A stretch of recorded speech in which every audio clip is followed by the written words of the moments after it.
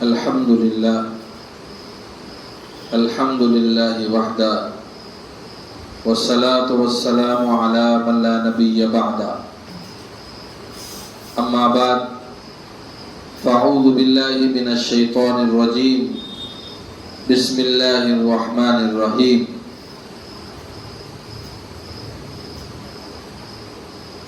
حضرت شداد ابن اوس رضی اللہ تعالی عنہ فرماتے ہیں نبی کریم صلی اللہ علیہ وسلم نے ارشاد فرمایا جب تم لوگوں کو دیکھو کہ وہ سونا چاندی جمع کرنے میں لگے ہوئے ہیں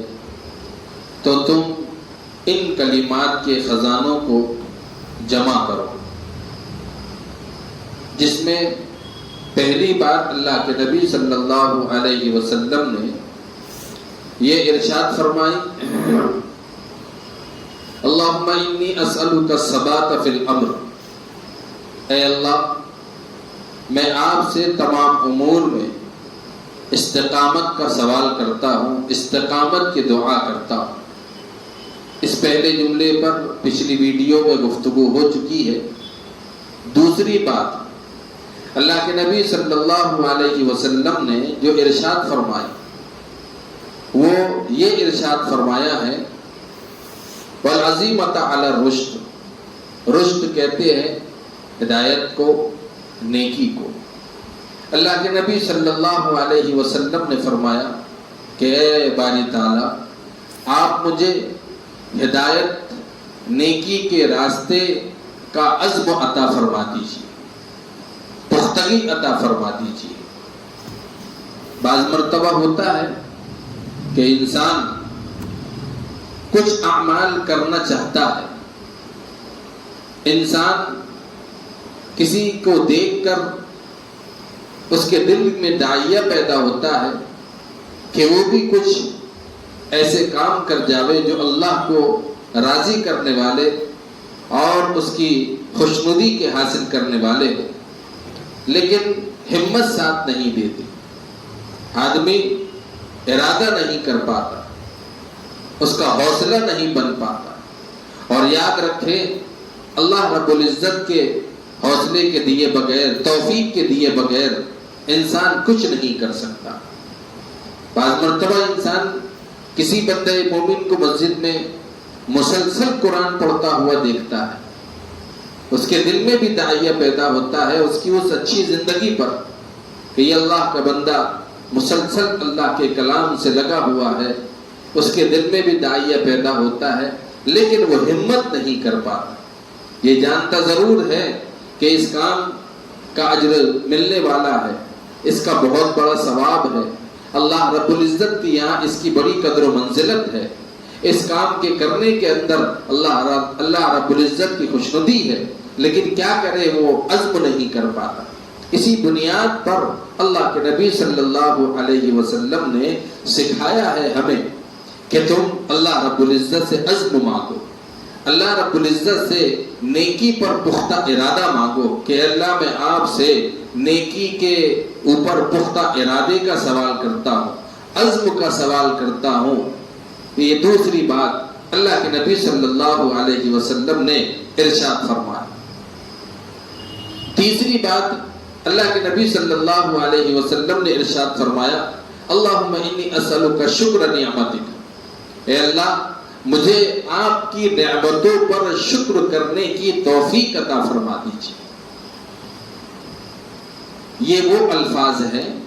جن کو اللہ کے نبی صلی اللہ علیہ وسلم نے خزانے فرمایا ہے، اور وہ بھی ایسے دور میں جس دور میں لوگ مال و دولت کی جمع کرنے کی دوڑ میں لگے ہوئے ہو، اور اللہ کے نبی فرما رہے ہیں کہ تم مال و دولت کے خزانوں کو جمع کرنے کے بجائے ان الفاظ کے خزانوں کا ذخیرہ اپنے پاس میں جمع رکھو، اور اللہ رب العزت سے ہمیشہ دست سوال ہوتے رہا کرو۔ تیسری ہدایت اور تیسری نصیحت، تیسری بات اللہ کے نبی صلی اللہ علیہ وسلم نے حضرت شداد ابن اوس رضی اللہ تعالی عنہ جو فرمائی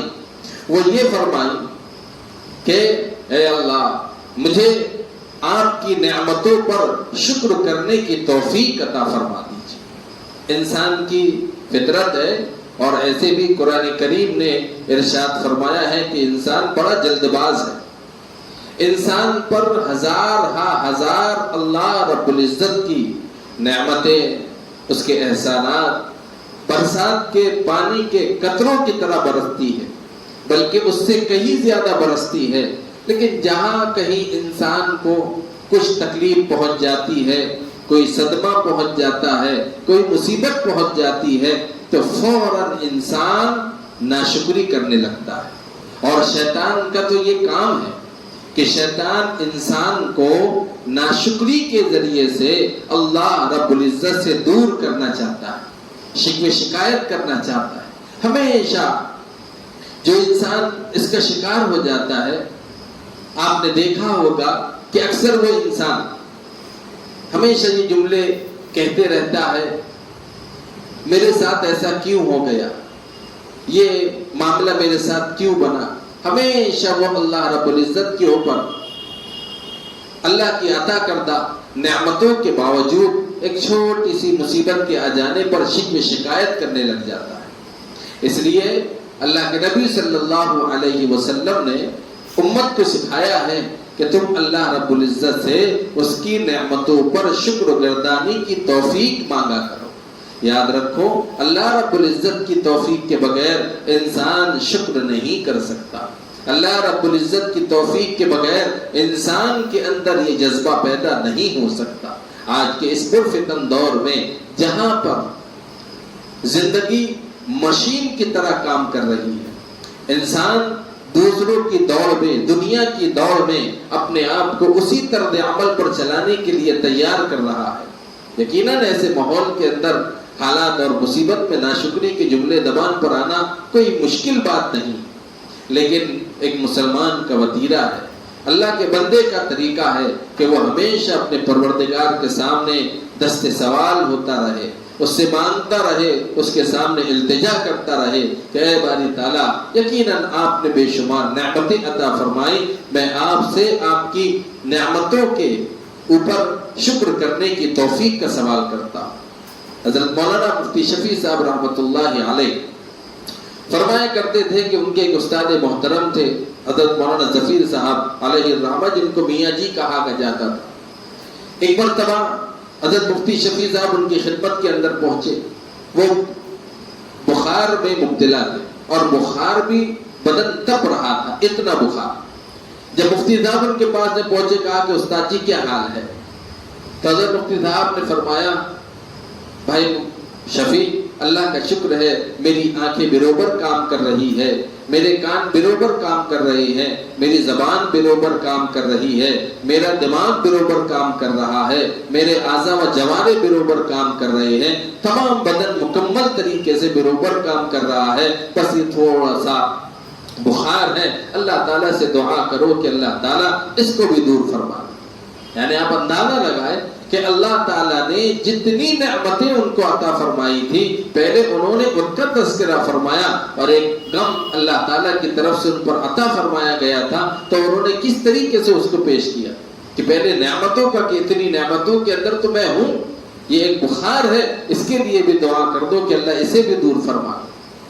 یہ اس انسان کو اللہ رب العزت کی شکر کرنے کی، اس کی نعمتوں کی شکر کرنے کی توفیق مل جاتی ہے، وہ اللہ رب العزت کے قریب در قریب ہوتا چلا جاتا ہے۔ اور یہ شکر کی نعمت کا مل جانا بہت بڑی نعمت ہے۔ ہر لمحہ، ہر وقت انسان اپنے پروردگار کی عطا کردہ نعمتوں کی شکر گردانی کے اندر لگا رہتا ہے، ہر لمحہ۔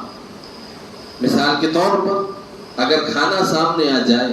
آپ دیکھیں دنیا میں ایسے بہت سارے لوگ ہیں جنہیں 2 وقت کا کھانا بھی نہیں ملتا۔ جب ہمارے سامنے کھانا آ جائے، اس وقت تم اللہ کا شکر ہے کہ اللہ تیرے وہ بندے ہیں جن کے پاس نہ در ہے، نہ سر کی چھپانے کے لیے چھت ہے، اور نہ ہی کھانے کا انتظام ہے۔ تو نے مجھے گھر بھی دیا، سر چھپانے کے لیے چھت بھی دیا، اور یہ نعمت بھی عطا فرمائی، میں تیرا اس پر شکر ادا کرتا ہوں۔ لیکن شکر کیا کرتے؟ کھانا سامنے آنے کے بعد ایک مختصر چھوٹی سی دعا بھی زبان پر یاد نہیں آتی، اور آدمی بھول جاتا ہے۔ یہاں تک کہ 10 سے 15 منٹ تک انسان اس نعمت کو چباتا ہے، اس نعمت کی لذت سے فائدہ اٹھاتا ہے، اس نعمت سے پیٹ بھرتا ہے، لیکن کھانا کھانے کے بعد اسے اللہ کی طرف متوجہ ہونے اور اللہ کی عطا کردہ نعمت کی شکر گردانے کی توفیق بھی نہیں ملتی اور دعا پڑھنا ہی بھول جاتا ہے۔ لیکن جو بندے اللہ تعالیٰ کی نعمت پر شکر کرنے والے ہو جاتے ہیں وہ ہر لمحہ شکر در شکر کرتے رہتے ہیں۔ آدمی کھانا سامنے آئے، کھانا سامنے آیا ہے، صحت آپ کی اچھی ہے تو کھانا آپ کو ملے گا، یا اسی طریقے سے صحت بھی آپ کی اچھی ہے لیکن آپ کو ڈاکٹر نے منع کر دیا ہے کہ یہ کھانا آپ نہیں کھا سکتے، اسی طریقے سے صحت اچھی ہے، کھانا بھی لذت دار ہے، اور اسی طریقے سے ڈاکٹر کی اجازت بھی ہے لیکن کھانا بدمزہ ہے، کھانے کی لذت نکل گئی ہے۔ ایک ایک چیز پر آدمی سوچتا چلا جائے تو اسے معلوم ہوگا کہ ایک نعمت اپنے اندر کتنی نعمتیں لی ہوئی ہوتی ہے۔ اس لیے اللہ کے نبی صلی اللہ علیہ وسلم نے ہمیں سکھلایا ہے کہ ہم اللہ تعالیٰ سے اس کی نعمتوں پر شکر کرنے کی بھیک مانگتے رہا کرے کہ اللہ مجھے اپنی نعمتوں پر شکر کرنے کی توفیق عطا فرما دے، اور یہ توفیق کے بغیر نہیں ہو سکتا۔ اللہ کرے کہ اللہ تعالیٰ ہمیں ان باتوں کو یاد کرنے کی بھی توفیق عطا فرمائے، اور اس میں اللہ کے نبی صلی اللہ علیہ وسلم نے جو نصیحت فرمائی ہے اس پر عمل کرنے کی بھی توفیق عطا فرمائے۔ وآخر دعوانا ان الحمد للہ رب العالمین۔